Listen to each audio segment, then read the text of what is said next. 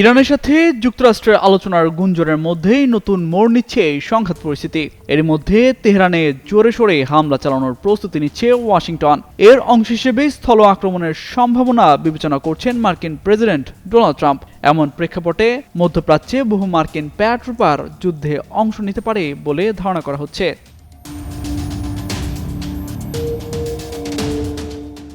The টেলিগ্রাফের প্রতিবেদনে বলা হয়েছে, স্থল অভিযান শুরু হলে যুক্তরাষ্ট্রের অভিজাত ৮২তম এয়ারবর্ন ডিভিশনের প্রায় ২০০০ সেনা প্যারাশুটে করে ইরানে নামবে।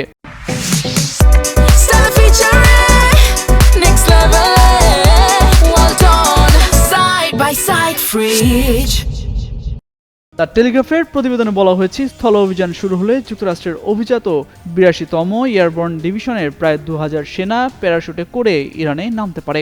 এছাড়াও মধ্যপ্রাচ্যে বাড়তি আরও ১০,০০০ স্থলসেনা পাঠানোর বিষয়টি বিবেচনা করছে ডোনাল্ড ট্রাম্পের প্রশাসন এবং মার্কিন যুদ্ধ মন্ত্রণালয় তথা প্রতিরক্ষা বিভাগ পেন্টাগন।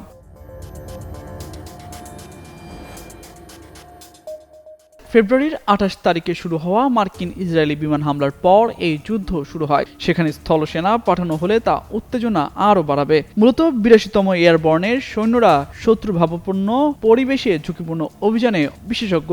এই বাহিনী ২৪ ঘন্টার মধ্যে বিশ্বের যে কোনো স্থানে মোতায়েন হতে পারে।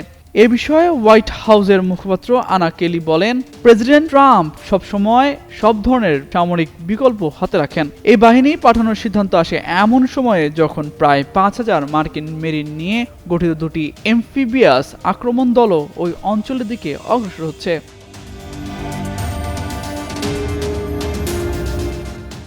টেলিগ্রাফের প্রতিবেদনে ৮২তম এয়ারবর্নকে কি মিশনে ব্যবহার করা হতে পারে তা উল্লেখ করা হয়েছে।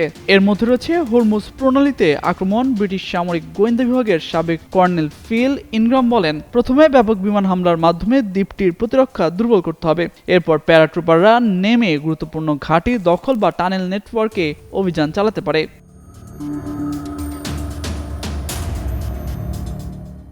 আরেকটি সম্ভাব্য লক্ষ্য খার্ক দ্বীপ, যা কেশম থেকে প্রায় ৩০০ মাইল উত্তরে অবস্থিত। এটি ইরানের প্রধান তেল রপ্তানি কেন্দ্র। ডোনাল্ড ট্রাম্প বলেছেন, তিনি দ্বীপটি দখলের কথা বিবেচনা করছেন, যা ইরানের ওপর বড় অর্থনৈতিক চাপ সৃষ্টি করবে। ৮২তম এয়ারবর্ন প্রথম ধাপে প্যারাশুটে নেমে দ্বীপটি বিমান ঘাঁটি দখল করতে পারে এবং পরবর্তী বাহিনীর জন্য অবস্থান তৈরি করতে পারে। যদিও এক্ষেত্রে একটি বড় চ্যালেঞ্জ হলো মেরিন বাহিনীকে হরমুজ অতিক্রম করে সেখানে পৌঁছাতে হবে, যা ইরানি ক্ষেপণাস্ত্র ও ড্রোন হামলার ঝুঁকিতে থাকবে।